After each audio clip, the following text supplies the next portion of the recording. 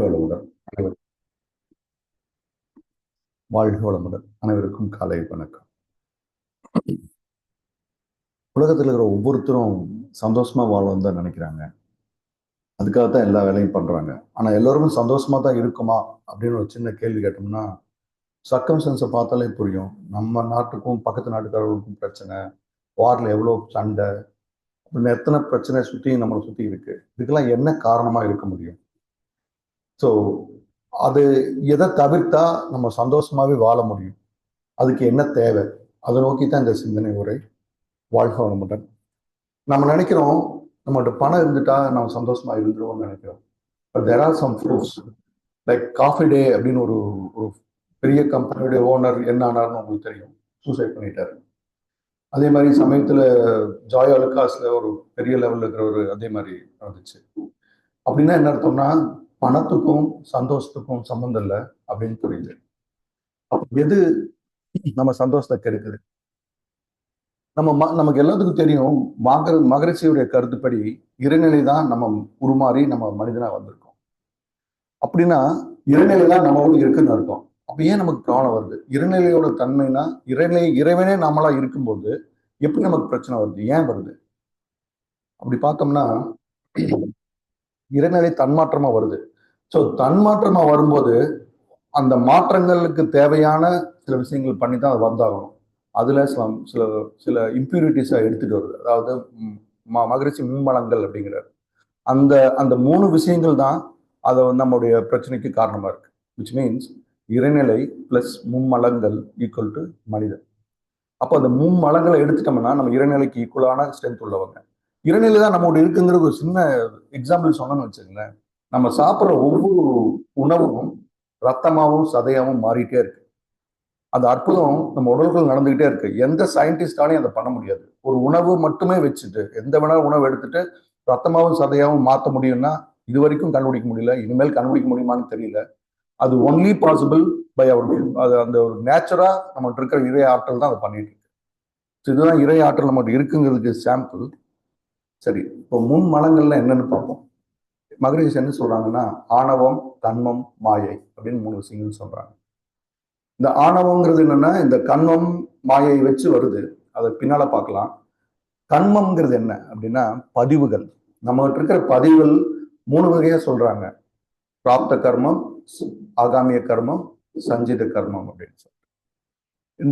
இதுல வந்து ஆகாமிய கர்மம் அப்படின்னா என்னன்னா, நம்ம முன்னோர்களா, அதாவது நம்ம அந்த எவால்வேஷன் நடந்தது இல்லைங்களா, அந்த எவால்வேஷன் நடக்கிற ப்ராசஸ்ல எப்ப வந்து உயிரற்ற பொருள் இருந்து உயிருள்ள பொருளா மாறணுமோ அப்போ அந்த சர்வைவலுக்காக சில விஷயங்கள் பண்ண வேண்டியிருந்துச்சு. அந்த பதிவுகள் தான் நமக்கு வந்து இருக்கு. அந்த பதிவுகள் தான் நமக்கு வந்து சஞ்சீத கர்மம்னு சொல்றோம்.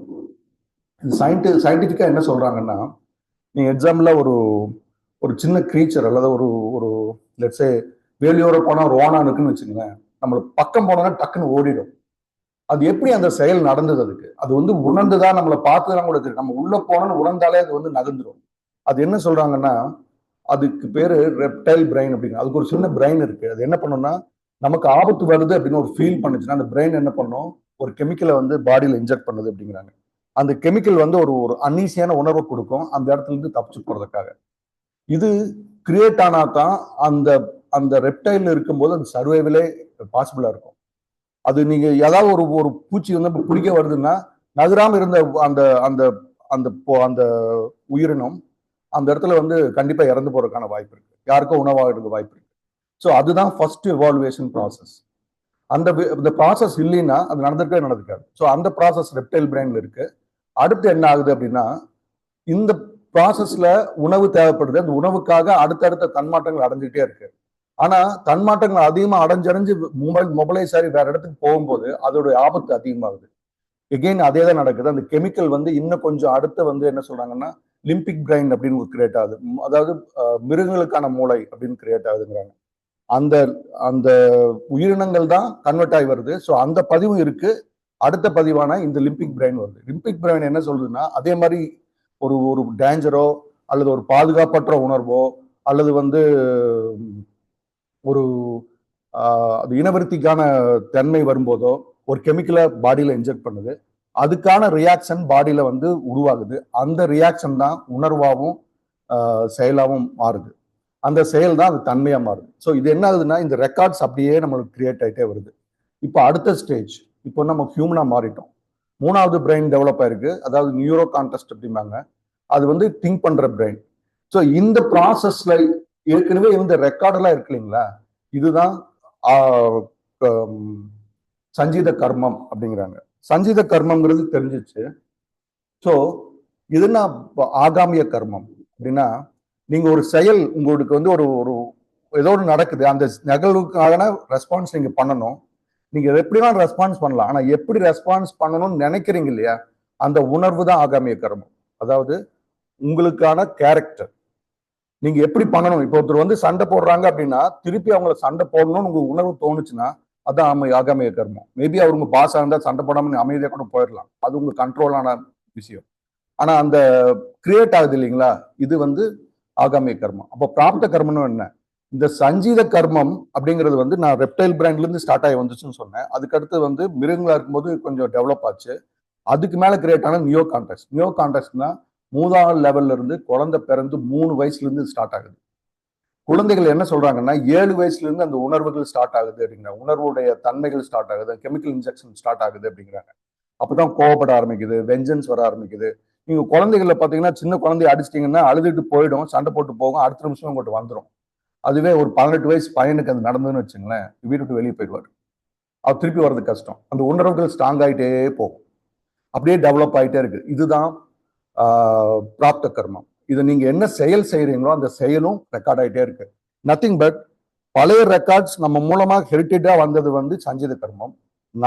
நம்ம லைஃப்ல நடந்த நிகழ்வுகள் நம்மளை எப்படி ஒரு சூழ்நிலைக்கு தள்ளுதோ அது வந்து பிராப்த கர்மம். இது ரெண்டும் சேர்ந்து நம்மளை எப்படி செய்யணும், அடுத்த செயல் எப்படி செய்யணுங்கிற மைண்ட்ல செட் ஆயிடுச்சு இல்லைங்க, இதுதான் ஆகாமிய கர்மம்.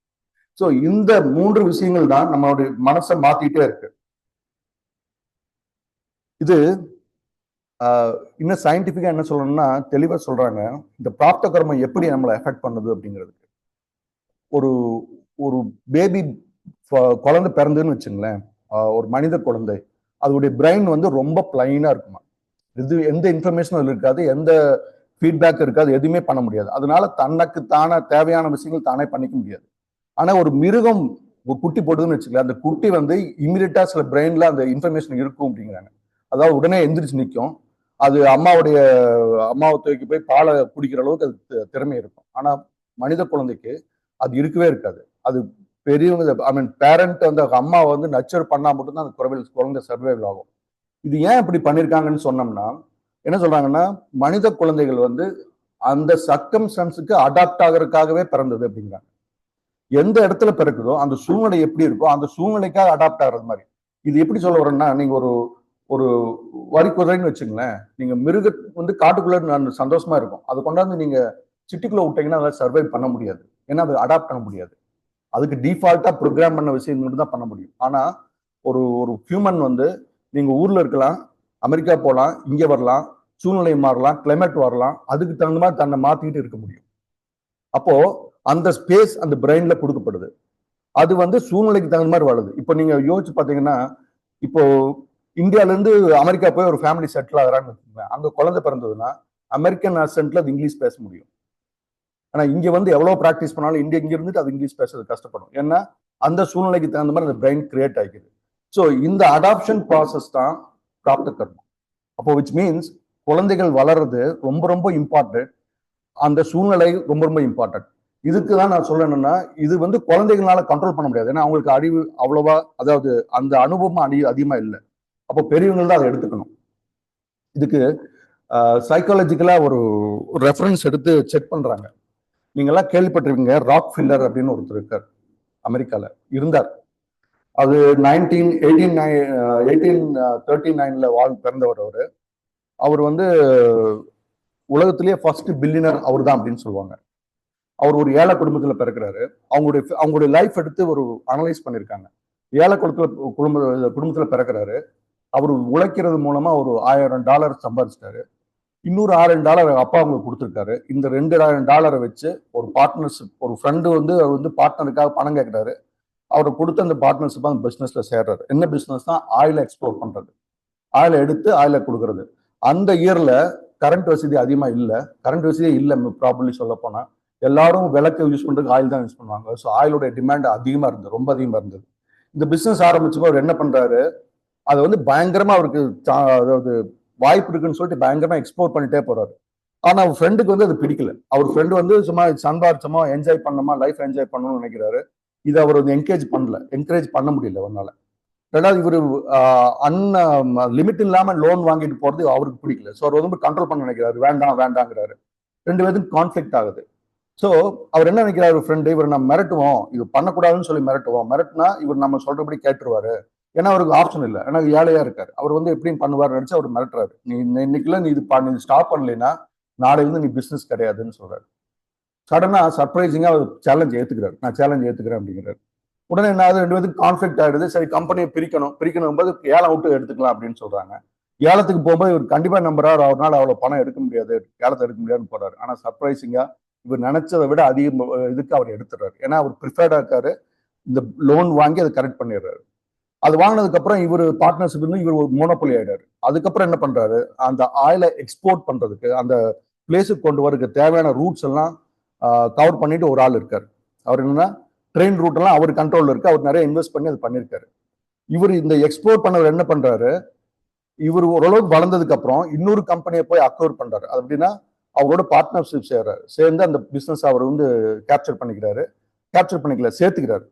நல்ல ப்ராஃபிட் கொடுத்து நல்ல பொசிஷன் கொடுத்து சேர்த்துக்கிறாரு. சேர்த்தும் போது இவங்க ரெண்டு பேரும் கம்பெனி வந்து ஒரு பெரிய கம்பெனியா மாறுது. அடுத்து என்ன பண்றாரு, இருக்கிற சின்ன கம்பெனி எல்லாம் பாதி விலை கொடுத்து கேட்கிறாரு, வாங்குறாரு. வாங்க கீழே இருக்கிற கம்பெனி எல்லாம் கால் விலை அரை விலை கிட்டத்தட்ட பிசினஸ் விட்டுட்டு ஓடுற அளவுக்கு பண்றாரு. ஏன்னா இவருடைய பிசினஸ் அவங்க கம்பேர் பண்ணணும்னா இவங்க பயங்கரமா காம்படிட்டிவா பிரைஸ் பண்ணி அவங்களை ஒண்ணு விடாம பண்ணி காலி பண்றாரு. அப்ப பார்த்தா இவர் ஆயில் ஃபீல்ட்ல ஒரு எம்பரர் ஆயிட்டாரு. அடுத்த ஸ்டெப் என்ன பண்றாரு, அந்த ட்ரெயின் ரூட், அதாவது எப்படி கொண்டு போறங்க ரூட், அது ஒருத்தர் வந்து ஏற்கனவே டாமினேட் பண்ணிட்டு இருக்காரு. அவரு தான் எல்லாத்தையும் வச்சிருக்காரு. அவர் லோன் வாங்கி பண்ணிட்டு இருக்காரு. ஆனா இவர் என்ன பண்றாரு, அவர் காம்பீட் பண்றதுக்காக ஆயில் பிசினஸே ஸ்டாப் பண்ணிடுறாரு. விச் மீன்ஸ் அவர் லோன் வாங்கியிருக்காரு, இண்டஸ்ட்ரியல் ட்ரெயின் கொண்டு போகணும், ஆயில சப்ளைலன்னு எப்படி கொண்டு போவார் அவர் கிட்டத்தட்ட நொசிஞ்சு அப்படியே பிசினஸ்ல லாஸ் ஆகி அந்த டென்ஷன்லயே ஸ்ட்ரெஸ் ஆகி இறந்துடுறாரு. அப்ப அந்த பிசினஸ் அவர் கேப்சர் பண்ணிடுறாரு. So he took every thing. Oil supply இவர் தான், டிரான்ஸ்போர்டேஷன் இவர் தான். அப்போ காம்படிட்டர் என்ன யோசிக்கிறாங்கன்னா பைப்ல கொண்டு போகலான்னு நினைக்கிறாங்க. பைப்பு போட வந்தவரை அவர் எப்படியெல்லாம் பண்ணா அவர் பைப் போடாம இருக்க முடியுமோ எல்லாத்தையும் பண்றாரு. பர்டிகுலரா நீங்க பைப் நீங்க ரொம்ப தூரம் கொண்டு போனீங்கன்னா லேண்ட் அக்யூர் பண்ணணும். ஆனா என்ன பண்றாரு, அவங்க லேண்ட் அக்யூர் பண்ற இடத்துல தான் இவர் போய் ரியல் எஸ்டேட் ஸ்டார்ட் பண்றாரு. லேண்டோட வேல்யூ அதிகமாயிடுது, அவரால் வாங்க முடியாம போயிடுது. பட் இருந்தாலும் அவர் கஷ்டப்பட்டு சக்சஸ்ஃபுல்லா முடிக்கிறாரு. அதுக்கு பேர் டைடு வாட்டர்னு சம்திங் நினைக்கிறேன். அது முடிச்சதுக்கு அப்புறம் என்ன பண்றாரு, இவர் ஆயில் சப்ளைய டிரான்ஸ்போர்டேஷன் ஃபீல் இல்லாம லெஸ் பிரைஸ் கொடுக்குறாரு. அப்புறம் என்ன பண்ண முடியும், அவர் பைப் போட்டோன்னு லாஸ் ஆகுறாரு. அவர் பிசினஸையும் கேப்சர் பண்றாரு. அடுத்த ஸ்டெப் என்னன்னா ரீட்டைல் இன்வெஸ்டர்ஸ். யாரெல்லாம் 10 பேரலுக்கு மேல விற்கிறாங்களோ அவங்களெல்லாம் வந்து காலி பண்றாரு. 10 பேரல் கம்மியா வித்தா அவருக்கு காம்படிட்டரே இல்லை. 10 பேரலுக்கு மேல வித்துட்டீங்கன்னா அவங்க பிரைஸோட கம்மியா வித்து காலி பண்றாரு, அல்லது இவர் ப்ராடக்ட் அவர் விற்க சொல்லி அவர் கம்பல் பண்றாரு. ஸோ இப்படியே இதை சொல்றாங்க. என்ன சொல்றாங்கன்னா கொஞ்சம் இயர்ல he become monopoly in America. Then he saying like எல்லாத்தையும் அது மாஸ் கேர் அப்படிங்கிறாங்க. அதாவது ஒரு கருணை இல்லாம எல்லாத்தையும் கொண்டாரு. சில பேர் போய் கெஞ்சி இருக்காங்க, என்ன விட்டுருங்க, நாங்க பிசினஸ் பண்ணிட்டு போறோம். முடியவே முடியாது, நீ இந்த பிசினஸ் விட்டு வெளியே போயிடுன்னு சொல்லி அவர் காலி பண்றாரு. இத்தனையும் பண்ணவர் வந்து பேக்ரவுண்ட்ல பாத்தீங்கன்னா பெரிய ரிலீஜியஸ் பர்சன், நிறைய சாரிட்டி கொடுத்துருக்காரு. அவர் என்ன சொல்றாரு, நான் மக்களுக்காக தான் சேவை பண்ணேன், மக்களுக்காக தான் வந்து இந்த சீப்பா அந்த ஆயில் கொடுக்கணும் இது பண்ணேன் அப்படின்னு சொல்லி ரொம்ப இதை சொல்றாரு. ஒரு ஸ்டேஜுக்கு அப்புறம் அவர் 97 வரைக்கும் வாழ்ந்ததுக்கு அப்புறம் அவங்க என்ன பண்ணாங்க, அமெரிக்கன் கவர்மெண்ட் இது மோனோபோலியாகி எல்லாத்தையும் டாமினேட் பண்றாங்க. அவர் கம்பெனியை வந்து 35 பிரிச்சுட்டாங்க. அப்புறமேல அது பிசினஸ் முடிஞ்சுன்னு வச்சுங்களேன். பிசினஸ் ஸ்டில் இருக்கு, அது பேர் ஸ்டாண்டர்ட் ஆயில். நீங்க கோ அண்ட் செக் தட். இது இப்போ சைக்காலஜி என்ன அனலைஸ் பண்றாங்கன்னா, ஏன் இப்படி அவர் கருணை இல்லாம நடந்தார், ஒரு ரிலீஜியஸ் பர்சன் ஏன் கருணை இல்லாம நடந்தார் அப்படின்னா அவருடைய பேக்ரவுண்டை செக் பண்றாங்க. என்னன்னா அவர் அப்பா வந்து ஒரு பிசினஸ் பண்ணிருக்காரு. அவரது இன்ஃப்ரீக்வெண்டான இன்கம் அவருக்கு. ரெண்டாவது அப்பா வந்து ரெகுலரா வீட்டுக்கு வரமாட்டாரு. வந்தாருன்னா கொஞ்சம் டஃபா இருப்பாரு, ஒரு சந்தோஷமான சூழ்நிலை கிடையாது. வரும்போது மட்டும்தான் உங்களுக்கு பணம் கிடைக்கும். அவர் எப்போ வருவாருன்னு தெரியாது. பணம் கிடைக்காதான் பணம் இருக்காது. ஸோ பண வரவுங்கிறது வந்து அவங்களுக்கு வந்து அன்சர்டன். இப்போ வரலாம் வராம போகலாம், அது மாதிரி ஒரு கன்ஃபியூஷனே இருக்கும். So he field like insecure. நமக்கு வந்து பணம் இருந்தா நம்ம வந்து பிசினஸ்ல விழுந்துருவோமோன்னு பயம், அல்லது வந்து வீட்டுக்கு தேவையான பணம் இருக்காதுங்கிற பயம், அதனால பணத்தை சேர்த்துக்கணும்னு நினைக்கிறாரு. அதையவே பிசினஸ்ல பண்றாரு. அவரது இன்செக்யூரிட்டினால தான் எல்லாத்தையும் அழிச்சாரு அப்படிங்கிற மாதிரி அந்த சைக்காலஜியா முடிக்கிறாங்க. இது என்ன சொல்ல வருதுன்னா, நம்ம குழந்தை வளர்த்துற சூழ்நிலை ரொம்ப ரொம்ப important for their lecture and future. I mean அவங்களுடைய ஃபியூச்சருக்கான முக்கியமான விஷயம் சொல்றாங்க. சில கேரக்டர்ஸ் வந்து சைக்காலஜிஸ்ட் லிஸ்ட் பண்ணியிருக்காங்க. லைக் யார் வந்து சில பேர் வந்து ஹைப்பர் ப்ரிசிஸ்டன்ஸா இருப்பாங்களாமா. அதாவது அக்யூரேட்டா பண்ணணும், ப்ரிசைஸா பண்ணணும், ஹைப்பரா பண்ணுவாங்களாம். ஆனா என்னன்னா கடைசி வரைக்கும் அவங்க முடிக்க மாட்டாங்க ஜாபை. கண்டினியூஸா போயிட்டே இருக்கும். அது வந்து டியூன் பண்ணிக்கிட்டே இருப்பாங்க. அது டெட்லைன் டான் போனாலும் அதை டியூன் பண்ணிட்டே இருப்பாங்க. அது கடைசியில் பார்த்தா லாஸ்ட்ல தான் முடியும். ஏன் அந்த மாதிரி கேரக்டர் வருதுன்னா, சைல்டுஹுட்ல வந்து ஒரு சின்ன சக்சஸ் கிடைச்சிருக்கும். அதுக்கப்புறம் அந்த சக்சஸ்க்கு அப்புறம் ஒரு பெரிய தோல்வி வந்திருக்கும். அந்த மாதிரி மனநிலையில இருந்தவங்க இது மாதிரி மனநிலை கிரியேட் ஆகுதுங்கிறாங்க. அதே மாதிரி சில பேர் வந்து இடைவிடாம எதை சொன்னாலும் ஆப்போசிட்டாவே பேசுவாங்க. நீங்க ஏதாவது சொன்னீங்கன்னா ஆப்போசிட் கருத்து இருக்கும். அதுக்கு என்ன காரணம் பேக்ரவுண்ட்ல போய் செக் பண்ணாங்கன்னா, சின்ன வயசுல பேரண்ட்ஸ் கிட்ட வந்து அவங்க ஏமாற்றம் அடைஞ்சிருப்பாங்க. அதாவது அவங்க பேரண்ட்ஸ் வந்து சில ப்ராமிஸ் பண்ணி அவங்களுக்கு செய்யாம விட்டுருப்பாங்க. அது மனநிலையில பாதிச்சிடும். ரெண்டாவது மிகுந்த கண்டிப்போடு நடத்தியிருப்பாங்க. ரொம்ப ஸ்ட்ரிக்டா பேரண்ட்ஸ் இருந்திருந்தாங்கன்னா அது மாதிரி இடைவிடாத எடுப்பு. அவங்களுக்கு வந்து அந்த டாமினேட் பண்ற ஆளுகளே பிடிக்காது. ஸோ அவங்களுக்கு வந்து அப்போஸ் பண்ணி பேசிக்கிட்டே இருப்பாங்க அப்படிங்கிறாங்க. அதே மாதிரி எதிர்க்கிறது. எதை சொன்னாலும் நீங்க வந்து அவரை டாமினேட் பண்றதா நினைச்சாங்கன்னா அவங்க அந்த இடத்துல இருக்க மாட்டாங்க. அந்த பிரச்சனையை ரொம்ப அதிகம் பண்ணுவாங்க. அதுக்கு காரணம் என்னன்னா ரொம்ப கண்ட்ரோலான பேரண்ட் இருந்து அது மாதிரி நடக்குது அப்படிங்கிறாங்க.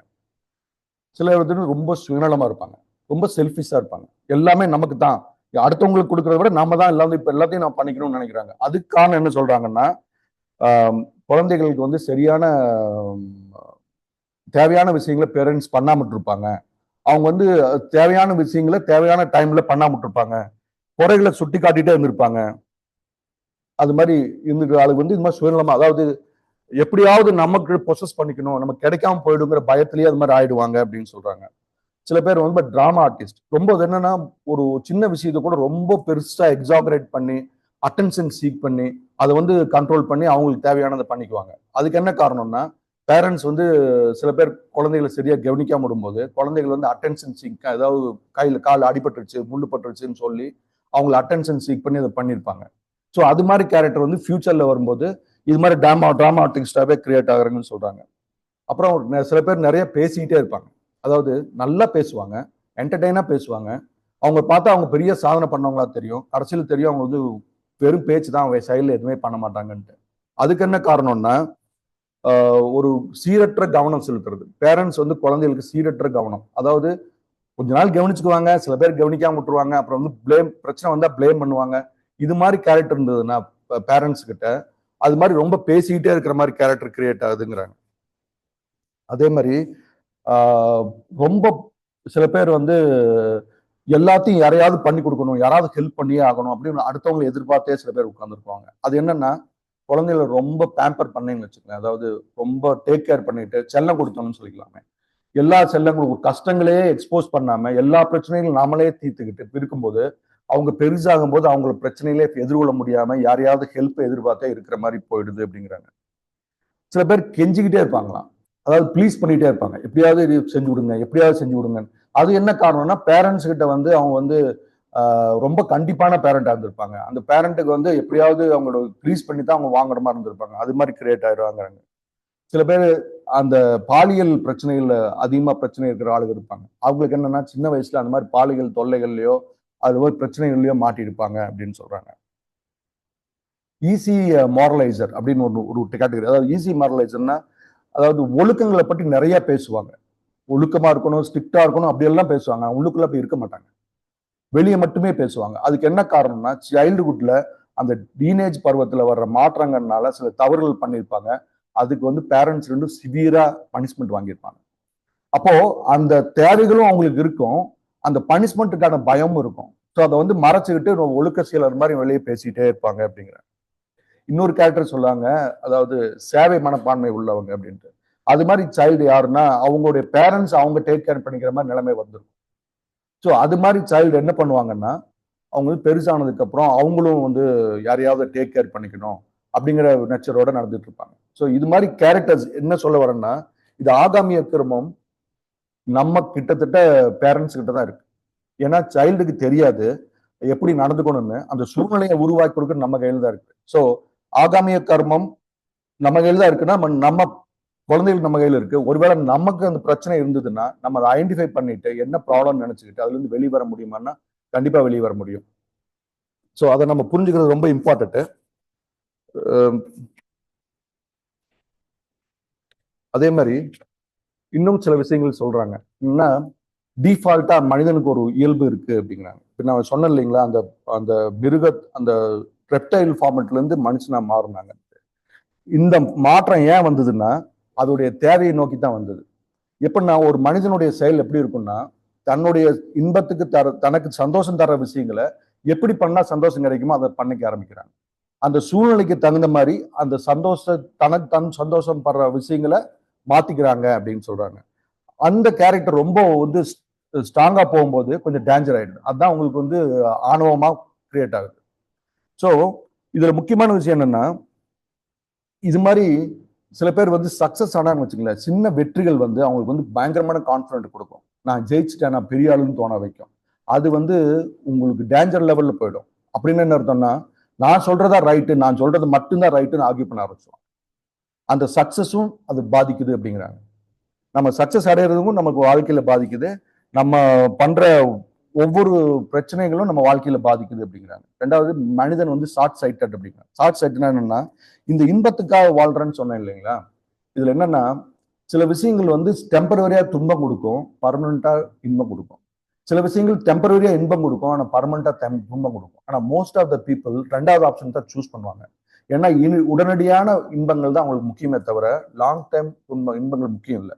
எக்ஸாம்பிள் அப்படி எடுத்துக்கோமே, எக்ஸசைஸ் பண்ணுங்கிறது கொஞ்சம் பெயின்ஃபுல்லான ஜாப் தான். எக்ஸசைஸ் பண்றதோ வாக்கிங் போடுறதோ பிசிக்கலா பெயின்ஃபுல்லான ஜாப் தான். ஆனா லாங் டைம் பெனிஃபிட் இருக்கு, அதை யாரும் பண்ண விரும்புறது இல்லை. ஆனா ஒரு ஆல்கஹால் சாப்பிட்றதோ சிகரெட் குடிக்கிறதோ டெம்பரவரியா சந்தோஷிக்கிற மாதிரி தோணினாலும் பர்மனண்டா துன்பம் கொடுக்குற விஷயம். ஆனா அதை மக்கள் எடுக்கிறாங்க. ரெண்டாவது வந்து இப்போது யோசிக்கலாம், நீங்க ஷார்ட் சைட்டட் அப்படின்னா என்னன்னா, உடனே கிடைக்கிற இன்பங்களுக்கு அதிகமான இம்பார்ட்டன்ஸ் கொடுக்குறாங்க அப்படின்னு சொல்றாங்க. நீங்க இப்ப எலெக்ஷன் கூட யோசிக்கலாம்.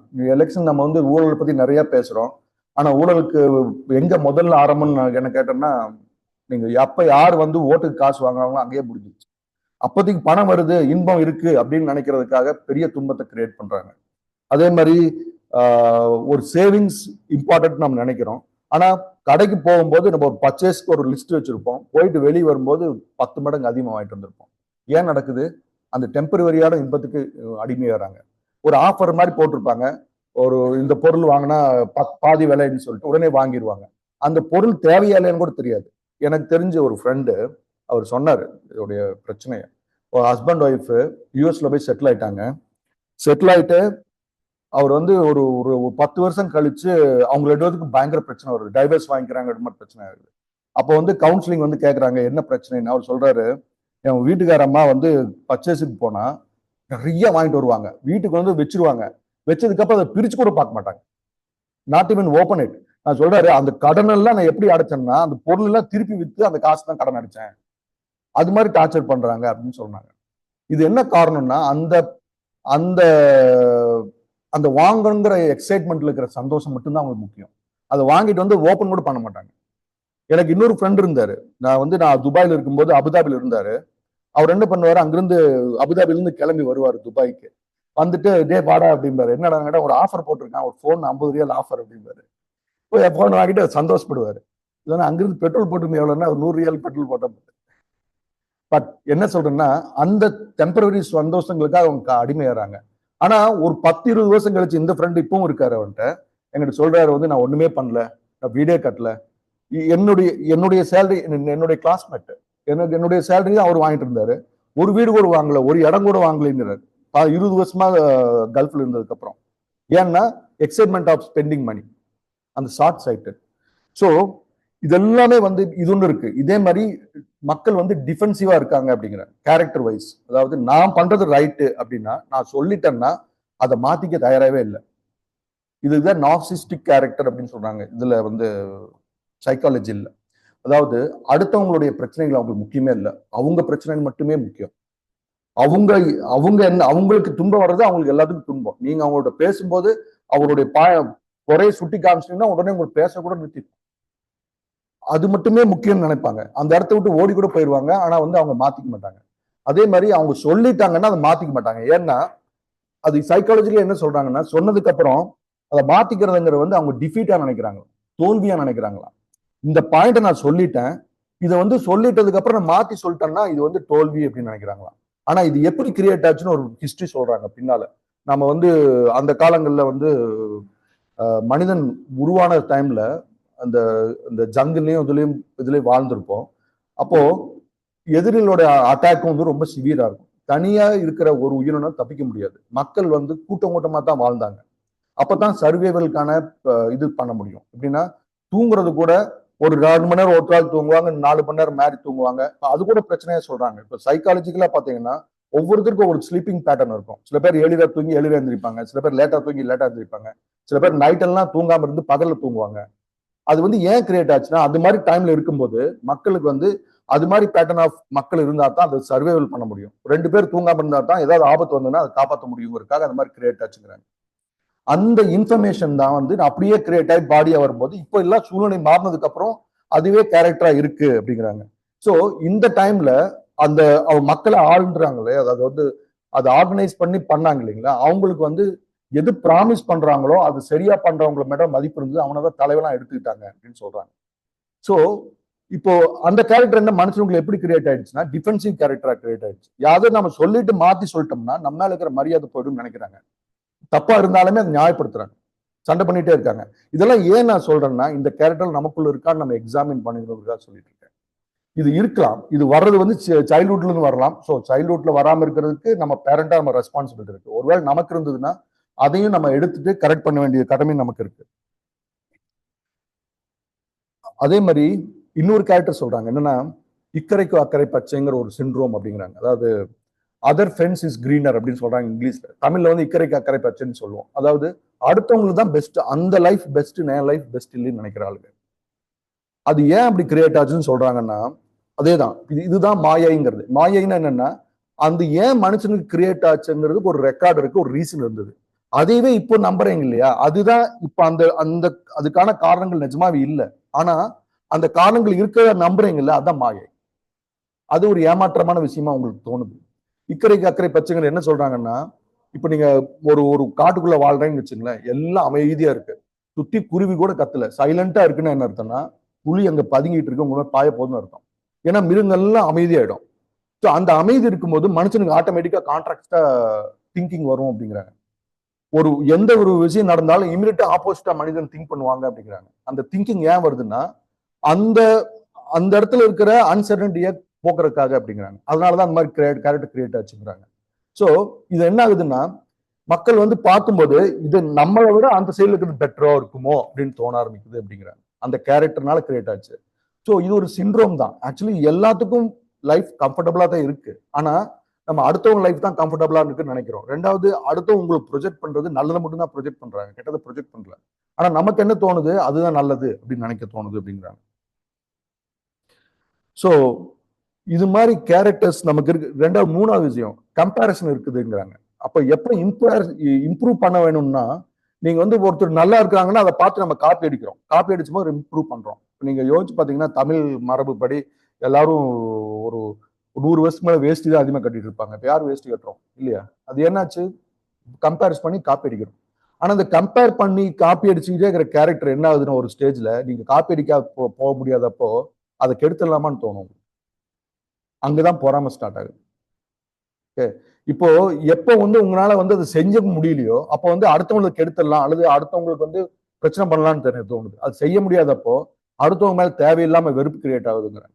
ஒருத்தர் உங்களுக்கு தேவையில்லாம வெறுக்கிறாங்கன்னா நமக்கு ஒருத்தர் மேல வெறுப்பு வருதுன்னா அது காரணம் என்னன்னு போய் பார்த்தா ப்ராபபிளி அதோடைய பொறாமையோட மாற்றமா கூட இருக்கலாம். அவங்களுடைய பண்ற ஒரு செயல் நம்மளால பண்ண முடியல, அது எரிச்சல்லாம் கூட வெறுப்பு காமிக்கலாம். அதே மாதிரி நீங்க என்னதான் நல்லது சில பேருக்கு பண்ணாலும் உங்களை வந்து விட்டு விலகி போயிட்டே இருப்பாங்க. பர்டிகுலரா கல்ஃப் வந்தவங்களுக்கு நிறைய புரியும்னு நினைக்கிறேன். நம்ம ஒரு ஒரு ஒரு ஃபேமிலி ஒரு ரேஞ்சில் இருந்தோம்னு வச்சுங்களேன், கல்ஃப் வந்தப்போ பண விஷயத்துல கொஞ்சம் இம்ப்ரூவ் ஆகிற மாதிரி இருக்கும். அது மாதிரி போகும்போது அந்த சொந்தக்காரங்க மட்டும் விலகி இருக்கிற மாதிரி ஒரு ஃபீல் வரும். நிஜமா விலகி தான் இருக்காங்க. ஏன்னா அவங்களுக்கு சின்ன பொறாமை இருக்கு. ஸோ அதை வந்து நம்ம அதை தூண்டாம பார்த்துக்கிறது நம்ம பொறுப்பு நம்மகிட்ட இருக்கு. இதெல்லாம் சொல்லிட்டு இன்னொரு கதை சொல்ல விரும்புறேன். இன்னொரு சைக்காலஜிக்கல் ஸ்டோரி. இது என்னன்னா, இதுவும் வந்து ஒரு ரஷ்யன் ஆத்தர். அவர் என்னன்னா ஆண்டன் செக்கோவ் அப்படின்னு ஒரு பேர். அவர் வந்து ஒரு 18th செஞ்சுரியில வாழ்ந்தவர். அவர் அவருடைய சூழ்நிலை எப்படின்னா, அவர் சின்ன வயசா இருக்கும்போது அவங்க கூட வந்து 6 சிப்ளிங்ஸ் அவருக்கு. 6 சிப்லிங்ஸும் ரொம்ப ரொம்ப டஃப்பான என்வரான்மெண்ட்ல வாழ்ந்தாங்க. அது அப்பா வந்து ஒரு க்ரோசரி ஸ்டாப் நடத்திட்டு இருந்தாரு. எல்லாத்துக்கும் தெரியும் ரஷ்யாங்கிறது வெறும் கோல்டான பிளேஸ். அவர் அப்பா என்ன பண்ணுவாரா, க்ரோசரி ஸ்டாப்ல உட்கார்ந்து இருப்பாராம். திடீர்னு வந்து உள்ள வருவாரா, வந்து பசங்களை குச்சி எடுத்து அடிப்பாராம். டம் டம்னு அடிப்பாராம். காரணம் என்ன, ஒண்ணுமே இருக்காது. கடவுள் வந்து அடிக்கிறது நல்லதுன்னு சொன்னாரு அப்படின்னு சொல்லி அடிப்பாராம். அப்புறம் என்ன சொல்லுவாரா, இவர் திடீர்னு இருந்துச்சு கடையை விட்டு இருந்துச்சு போயிடுவாராம். நான் ஒயின் ஷாப்புக்கு போறேன், நீ கடையை பார்த்துக்கோன்னு சொல்லுவாராம். பையனை கொண்டாந்து அங்க விட்டு உட்கார வச்சிருவாங்களாம். அந்த குளிர்ல அந்த இடத்துல உட்கார கூட முடியாதான். ரொம்ப டஃப்பா இருக்குமா, அந்த அந்த கண்டிஷன்ல வளர்றாங்க.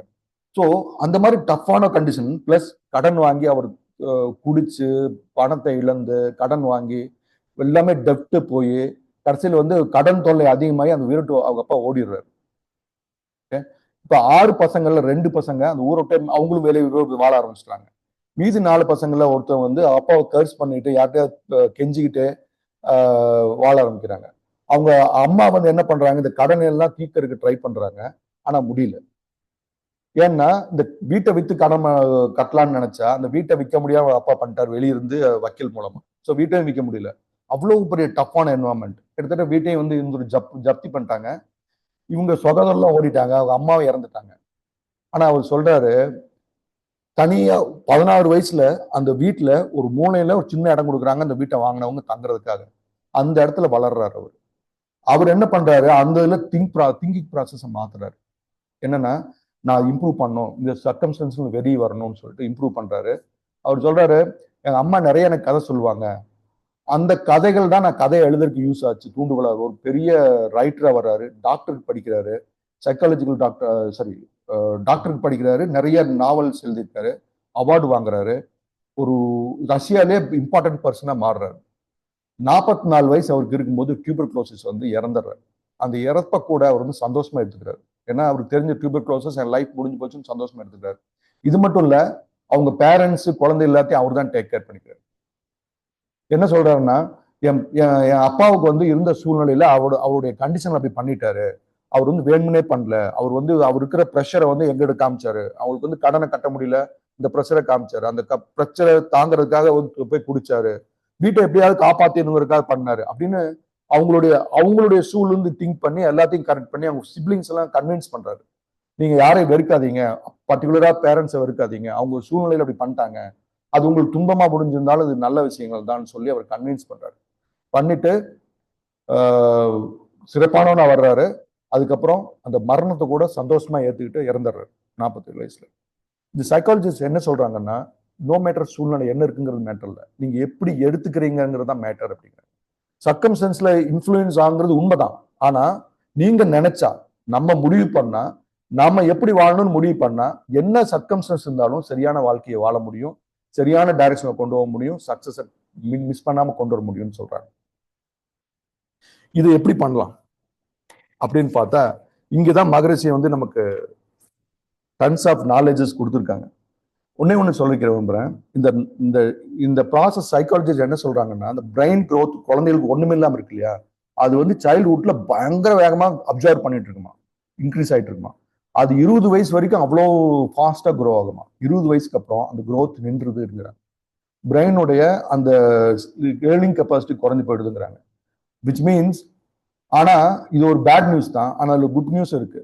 ஏன்னா 20 வயசு வரைக்கும் அது எலாஸ்டிக் ஸ்டேஜ்ல இருக்குங்கிறாங்க. ரொம்ப பிளெக்சிபிளா மாறிட்டு இருக்கு. 20 வயசுக்கு அப்புறம் பிளாஸ்டிக் ஸ்டேஜ் போகுதுங்க. அதாவது ஸ்டோன் மாறி இல்லை, கொஞ்சம் கஷ்டம். பட் முயற்சி பண்ணா மாற்ற முடியும். அதுக்கு ஒரே ஒரு வழி என்னன்னு சொல்றாங்கன்னா, பிரெயினை வந்து நீங்க புதுசா ஏதாவது கத்துக்கிட்டே இருக்கணும், படிச்சுக்கிட்டே இருக்கணும், இம்ப்ரூவ் பண்ணிட்டே இருக்கணும், பிரெயினை ஃப்ரெஷ்ஷாவே வச்சிருக்கணும். அப்பதான் அது வந்து சூழ்நிலைக்காக உங்களை வந்து சரி பண்ணிட்டே போகும், திங்க் பண்ணிட்டே போகும். ஆண்டோன் செக்கோவும் அதான் சொல்லிட்டு இருந்தாரு. 16 வயசுல வந்து தனியா கிடைச்சதப்போ நிறைய புக்ஸ் படிச்சாருன்னு சொல்றாரு. ஏன்னா அவருக்கு ஒரு வேற வழியே இல்லை. ஒரு அந்த வாழ்க்கையில என்ன பண்ற அந்த இடத்துல உட்காந்துட்டு என்ன பண்றதுன்னு இல்லை. சாப்பாட்டுக்கு வழி இல்லையா, அதுங்க போய் சாப்பிடணும், யாராவது ஹெல்ப் பண்றாங்க. பட் என்ன பண்ணுவீங்க, டைம் எப்படி டைம் கில் பண்ணுவீங்க, குளிரான place, you can go and enjoy outside. படிக்கிறது மட்டுமே ஸ்பெண்ட் பண்ணாரு. ஸோ நீங்க பிரெயினை வந்து நீங்க டியூன் பண்ணிட்டே இருந்தீங்கன்னா நீங்க நினைச்ச மாதிரி கொண்டு வர முடியும். ரெண்டாவது, நம்ம பாடியும் மைண்டும் இன்டர்கிலேட்டட்.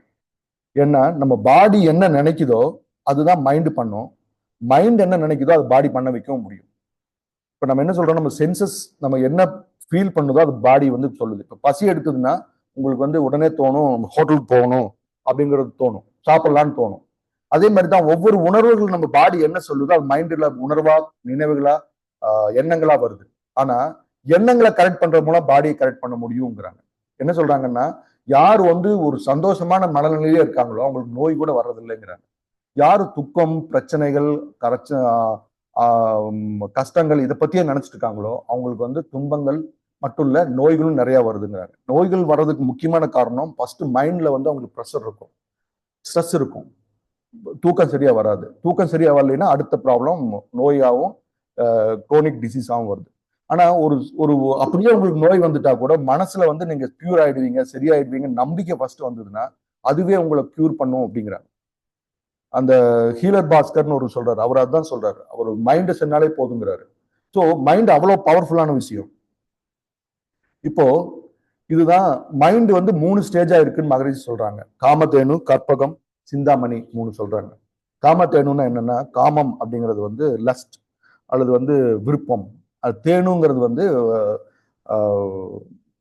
அதாவது ஆன்மீகத்துல தேனு அப்படின்னா கவ் அப்படின்னு மாடு, அது காவுன்னு அர்த்தம். ஸோ காமம் உடம்ப வந்து காம இச்சைக்கு, அதாவது இச்சைக்கு வாழ்றதுதான் காமதேனு ஸ்டேஜ். உங்க மைண்ட் வந்து எப்போ இச்சைகள் படி நடக்குதோ, இச்சைகளுக்காக நடக்குதோ அப்போ வந்து அது காமதேனு ஸ்டேஜ்ல இருக்குன்னு அர்த்தம். அடுத்த ஸ்டேஜ் நீங்க கொஞ்சம் மைண்ட் எல்லாம் கண்ட்ரோல் பண்றீங்க, மெடிடேட் பண்றீங்க, இம்ப்ரூவ் பண்றீங்கன்னா இட் வில் கோ டு கற்பகம் ஸ்டேஜ். கற்பகம்னா கற்பு அப்படின்னா ஸ்ட்ராங்கான அப்படின்னு அர்த்தம். அகம்ங்கிறது மனசு, ஸ்ட்ராங்கான மைண்டு. இப்போ உங்க மைண்ட் சொல்றதை மட்டும் உங்களால செய்ய முடியுதுன்னா, இப்போ நீங்க லுலுக்கு நீங்க பர்ச்சேஸ் போறீங்க, ஏதாவது என்ன பர்பஸ்க்கு போனீங்களோ அதை மட்டும் வாங்கிட்டு அனாவசியமா எதுவும் பர்ச்சேஸ் பண்ணாம வந்தீங்கனாலே உங்க மைண்ட் கண்ட்ரோல் இருக்குன்னு. அதுதான் சிம்பிள் எக்ஸாம்பிள். நீங்க பெருசா ஒன்றும் கண்டுக்க வேண்டியதில்லை. நீங்க வந்து உங்களால நீங்க நினைக்கிற விஷயத்தை செய்ய முடிஞ்சதுனாலே உங்க கண்ட்ரோல் இருக்கு. காலையில ஒரு 4 மணிக்கு எந்திரிக்கணும்னு நினைச்சீங்கன்னா உங்க பாடி எந்திரிச்சிச்சுன்னா நீங்க வந்து உங்க மைண்ட் கண்ட்ரோல் இருக்குன்னு அர்த்தம். இல்ல இன்னைக்கு பூரா தூங்கிடலாம் நினைச்சீங்கன்னா உங்க பாடி கண்ட்ரோல் நீங்க இருக்கீங்கன்னு அர்த்தம். யார் கண்ட்ரோல் யார் இருக்காங்கிறது நம்மளே பார்த்துக்கலாம். ஸோ அந்த ஸ்டேஜ். 3வது ஸ்டேஜ் என்னன்னா சிந்தாமணி, சிந்தை மணியான இடம் அப்படிங்கிறாங்க, ஞானம் பெற்ற நிலை. ஸோ அந்த நிலைக்கு நீங்க கொண்டு போறது தான் ரொம்ப இம்பார்ட்டன்ட். இதுல பர்டிகுலரா நம்ம என்ன சொல்றாங்கன்னா, ஒவ்வொரு செயலையும் நம்ம சரியா செய்யணும். ரெண்டாவது வந்து நான் சொன்னேன் இல்லைங்களா, இத்தனை லிஸ்ட் ஆஃப் ப்ராப்ளம்ஸ். இந்த ப்ராப்ளம் என்னங்கிறது நமக்கு தெரிஞ்சுக்கணும், நம்ம ப்ராப்ளம் என்னங்கிறது தெரிஞ்சுக்கணும். சில பேர் என்ன சொல்றாங்கன்னா, சில பேர் இந்த ப்ராப்ளம் வந்து சின்ன வயசுல கிரியேட் ஆனது ஈஸியா மாற்ற முடியாதுங்கிறாங்க. ஆனா முயற்சி பண்ணா மாற்ற முடியுங்கிறது வேற விஷயம். அப்போ என்ன பண்ணணும், அதுக்கு ரிலேட்டடான ஜாப் நம்ம எடுத்துக்கலாம் அப்படிங்கிறாங்க. என்னன்னா இந்த ஹைப்பர் பர்ஃபெக்ஷனிஸ்ட் சொன்னேன் இல்லைங்களா, ஏதாவது பண்றதெல்லாம் ரொம்ப அக்யூரேட்டா பண்றவங்க, அவங்க கொஞ்சம் என்ன பண்ணலாம், ஒர்க்ல வந்து ரொம்ப கான்சன்ட்ரேட் பண்ணி ஒரு ஸ்டாப் பண்ணிட்டு நல்லா பண்ண நல்ல ஒர்க் ஆளுங்க வர முடியும். அந்த சேவை மனப்பான்மை இருக்கிறவங்கன்னு சொன்னேன் இல்லைங்களா, அது மாதிரி எல்லாத்துக்கும் பெரியவங்களுக்கு சேவை பண்ணணும்னு நினைச்சிருந்தா நீங்க ஒரு ஹோம் ஆரம்பிக்கலாம். ஸோ ஒவ்வொரு கேரக்டர் உங்களுக்கு என்ன கேரக்டர் கிரியேட் ஆயிருக்குதோ அதுக்கு தகுந்த செயல்களை சரியான விஷயமா பண்ணிக்கிற மூலமா உங்களுக்கு சரி பண்ணிக்க முடியுங்கிறாங்க. பிளஸ் நீங்க அதை வந்து ஒரு தப்பான எண்ணங்களா இருந்ததுன்னா அதை தவிர்த்துட்டு வெளியே வரவும் முடியும். அதுக்கு தான் மெடிடேஷன், சைலன்ஸு எல்லாமே ஹெல்ப் ஆகுது. முக்கியமா நான் சொன்னது என்னன்னா, மைண்டும் பாடியும் கனெக்ட். இப்ப என்ன மைண்டை கண்ட்ரோல் பண்ணா பாடி கண்ட்ரோல் பண்ண முடியும்னு சொன்னேன். ஆனா பாடி கண்ட்ரோல் பண்ண முடியுமா மூலமாவும் மைண்டை கண்ட்ரோல் பண்ண முடியும். Which means if you do regular exercise, body வந்து உங்களுக்கு ஃபிட்டா இருந்ததுன்னா உங்க மைண்டும் ஃபிட்டா இருக்கும். பாடி என்னைக்கு டல் ஆகுதோ, என்னைக்கு உடம்பு சரியில்லாம போகுதோ, அப்போ மைண்டுமே உங்களுக்கு பாதிச்சு பிரச்சனை கொடுக்கும். ஸோ எக்ஸசைஸ் பண்றது ரொம்ப ரொம்ப இம்பார்ட்டன்ட். ஸோ இதுக்கு எல்லாத்துக்கும் முக்கியமான தேவை என்ன, நம்முடைய எனர்ஜி இம்ப்ரூவ் பண்றதுக்கு என்ன இருக்கு நமக்கு, காயகல்பம். ஸோ மகரிஷி சொன்ன சிஸ்டங்கள்லாம் வந்து ஃபேண்டாஸ்டிக்கான சிஸ்டம். இதை நீங்க கரெக்டா ஃபாலோ பண்ணாலே இந்த சிக்கல்கள்ல வெளியே வர முடியும். ஒண்ணு நம்ம மனநிலையை மாற்றணும். ஒரே ஒரு இதுன்னா நம்ம அந்த அந்த சூழ்நிலைக்கு அடிக்டட் இல்லாம அல்லது நம்ம கேரக்டருக்கு அடிக்ட் இல்லாம எது சரியான விஷயமோ அதை தீர்மானிச்சு அந்த தீர்மானங்களை சரியா நடக்கிறது ரொம்ப இம்ப்ரூவ் பண்ற விஷயமா இருக்க முடியும். அதுக்கு தான் தீர்மானத்துக்கு 2 ஒழுக்க பண்பாடுன்னு மகரிஷி சொல்லியிருக்காங்க. ஸோ நீங்க ஒரு செயல் செய்யும் போதே அந்த 2 ஒழுக்க பண்பாடுல போட்டு இது ஃபிட் ஆகுதா அப்படிங்கிறத பார்க்கணும். டெம்பரரி பிளஸருக்காக பண்றோமா இல்ல பர்மனன்ட் நல்லதுக்காக பண்றோமா அப்படிங்கிறது இம்பார்ட்டன்ட். ஷார்ட் சைடா விடணும். ஸோ இந்த பொறாமை வந்ததுன்னா அதை வந்து பொறுமையாகவும் அவங்கள வந்து பாராட்டுற தன்மையாகவும் மாற்றலாம். கோபம் வருதா அதை வந்து அதை அமைதி பண்றதுக்கு புரிஞ்சுக்கணும். கோபம் கூட என்ன சொல்றாங்கன்னா, அந்த காலத்துல அந்த ஜங்கல்ல மனுஷங்கள் வாழும்போது தன்னை தற்காக்கிறதுக்காக எதிரிட்டு இருந்து பாதுகாப்புக்காக அந்த கோபம் தேவைப்படுது. ஆனா அந்த கோபங்கிற கேரக்டர் நம்ம ஹெரிடிட்டியா உள்ள வந்ததுனால சின்ன சின்ன விஷயங்களுக்கு கூட நம்ம கோவப்பட்டு தான் சால்வ் பண்ணணும்னு நினைக்கிறோம். கோபம் என்னைக்குமே சால்வ் பண்றது இல்ல. ரெண்டாவது, அவங்க எதிரியை மட்டும் அழிக்கிறது இல்ல, நண்பனையும் அழிச்சிருது, நம்மளையும் அழிச்சிருது. சோ அது ஒண்ணு. ரெண்டாவது, கஷ்டங்கள் வரவே கூடாதுன்னு நினைக்கிறது ரொம்ப தப்புன்னு நான் நினைக்கிறேன். ஏன்னா கஷ்டங்கள் இல்லாம லைஃபே கிடையாது. என்னை பொறுத்தளவுக்கு வலிதான் வலிமையை உருவாக்குதுன்னு நான் சொல்லுவேன். உங்களுக்கு வலி இருக்கா, உங்களுக்கு வலிமையை உருவாக்குறதுக்கான வாய்ப்பு கொடுக்குதுன்னு அர்த்தம் கடவுள். ஏதோ ஒண்ணு தப்பு பண்ணிட்டு இருக்கீங்க, அதை சரியா பண்ணுங்க, சரி பண்ணீங்கன்னா உங்களுக்கு சரியாயிடும்னு சொல்றாங்க. சோ கஷ்டங்கள் வந்ததுன்னா அது வெளியே வர்றதுக்கான வாய்ப்பும் நம்ம இடத்த இருக்குது. மகரிஷி எல்லா கருத்துக்களையும் கரெக்டா சொல்லியிருக்காங்க. நம்ம சரியான வாழ்க்கையை வாழ்ந்து சரியான மைண்ட் செட்டை வச்சிருந்தோம்னா நம்ம லைஃப்ல நம்மளை யாருமே பீட் பண்ண முடியாது, சந்தோஷமாவே வாழ முடியும். அதாவது எந்த சூழ்நிலையிலையும் எந்த மாதிரி கண்டிஷன்லையும் துன்பமா இன்பமாங்கிறது முக்கியம் இல்லை, எப்படி நம்ம எடுத்துக்கிறோங்கிறது தான் முக்கியம் அப்படிங்கிறதான் அதில் நான் சொல்ல வந்த விஷயம். அதனாலதான் சொன்னேன், வெள்ளத்தனைய மலர் நீட்டம் மாந்தர்தம் உள்ளத்தனைய உயர்வு. உள்ளத்தை மேம்படுத்தணும்னா நம்ம உயர்வு கண்டிப்பா நமக்கு வரும். வாழ்க்கை வளமுடன். நன்றி.